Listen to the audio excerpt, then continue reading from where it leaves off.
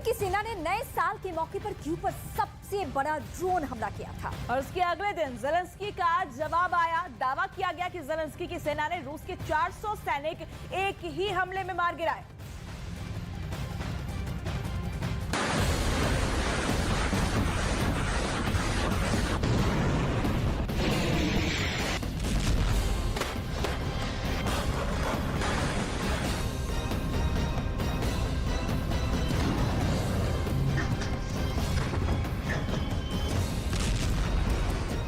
दो 2023 की शुरुआत बहुत बड़े खून खराबे से हुई है। 31 दिसंबर की रात के बाद से ही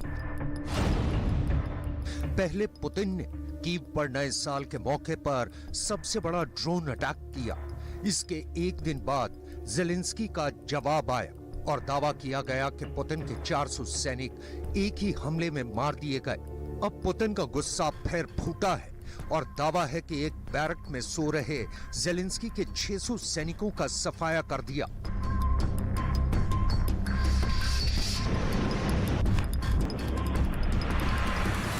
युद्ध के इन आंकड़ों और इतने बड़े नुकसान को देखकर किसी भी लीडर की सांसें थम सकती हैं, लेकिन इस वक्त दुनिया न सिर्फ दो लीडर का आमना सामना देख रही है, बल्कि दो कैरेक्टर की टक्कर भी देख रही है। पुतिन और ज़ेलेंस्की का ऐसा मुकाबला आंकड़ों से आगे बढ़ चुका है।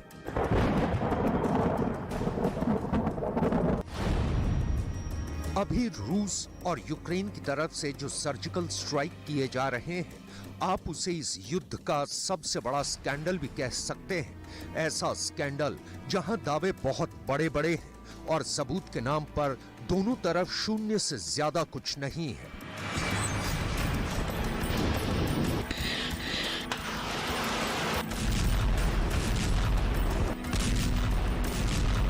यूक्रेन में युद्ध के बीच सैकड़ों जानें रोज जा रही हैं। इस बात पर किसी को शक नहीं, क्योंकि 11 महीने पुराने इस युद्ध में अब छिपाने जैसी कोई बात नहीं रही है। एक दूसरे के सैकड़ों सैनिकों को खत्म करने के बीच ये बात साफ हो चुकी है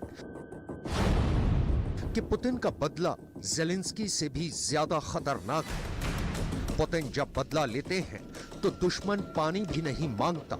रूस बार बार इस बात का एहसास यूक्रेन को कराना चाहता है।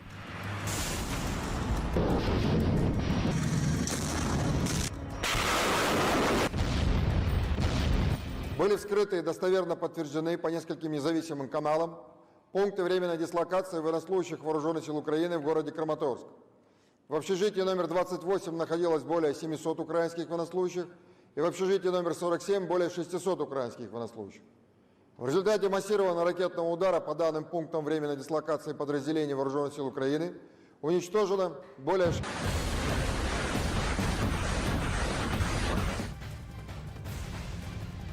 और देखिए, इन सबके बीच अब ज़ेलेंस्की के दावों पर भी सवाल उठने लगे हैं। यूक्रेन में खरसोन को वापस हासिल करने के बाद ज़ेलेंस्की का हौसला बहुत बढ़ चुका है, लेकिन डॉनबास के कई इलाकों को वापस जीतने की उनकी कोशिश बेकार साबित हुई। ज़ेलेंस्की ने लुहांस्क और डोनेट्स्क को लेकर भी बड़े दावे किए थे, लेकिन ज़ेलेंस्की खुद बड़े बड़े और खोखले दावों के लिए बदनाम हो चुके हैं।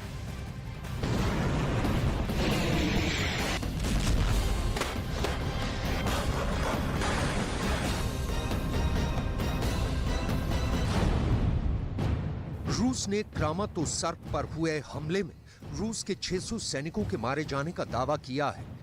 यह हमला मकीवका पर हुए एक हमले के जवाब में किया गया, जहां रूस ने माना था कि यूक्रेन के हाई मार्स अटैक में उसके 89 फौजी मारे गए।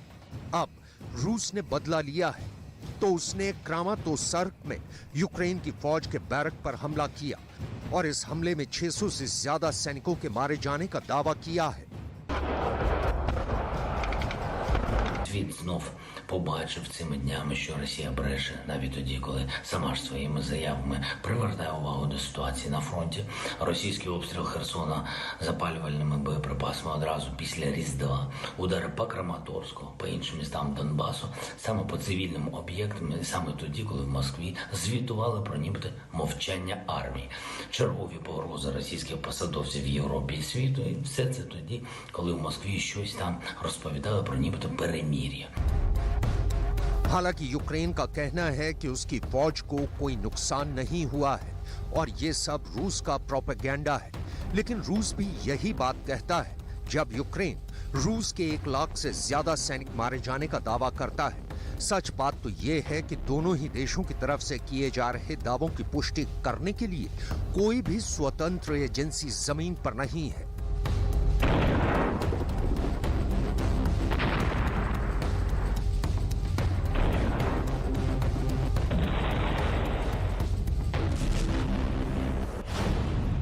यही वजह है कि ज़ेलेंस्की और पुतिन के दावों को अब 2023 के शुरुआत में ही सबसे बड़ा वॉर स्कैंडल कहा जा रहा है। यूक्रेन में खेरसोन को वापस हासिल करने के बाद ज़ेलेंस्की के हौसले बढ़े हुए हैं, लेकिन डॉनबास के कई इलाकों को वापस जीतने की उनकी कोशिश बेकार साबित हो रही है। ज़ेलेंस्की ने लुहांस्क और डोनेस्क के सबसे एक्टिव फ्रंट को लेकर क्या कहा है, उनकी बात बहुत गौर से देखिएगा। हालांकि ज़ेलेंस्की खुद बड़े बड़े और खोखले दावों के लिए बदनाम हो चुके हैं।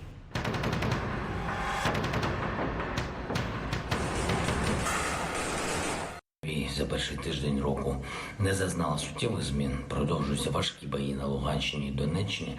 Кожна гаряча точка на цих напрямках, вона добре відома. Бахмут тримається попри все. І хоча більша частина міста зруйнована російськими ударами, наші воїни відбивають там постійні спроби російських наступів. Солидар тримається, хоча там ще більше руйнувань і дуже тяжко. बखमुत और सोलेदार में यूक्रेन की फौज डटी हुई है, ये दावा ज़ेलेंस्की का है। लेकिन जमीन पर क्या वाकई ऐसे हालात हैं? ये सवाल इसलिए क्योंकि बखमुत में रूस की फौज अभी भी भारी पड़ी है, क्योंकि पुतिन के लिए यहां हार का मतलब होगा डॉनबास के गेटवे का खुल जाना, और पुतिन की फौज के लिए ये 11 महीनों का सबसे बड़ा नुकसान कहा जाएगा, बल्कि खेरसोन से भी बड़ी हार कहलाई जाएगी।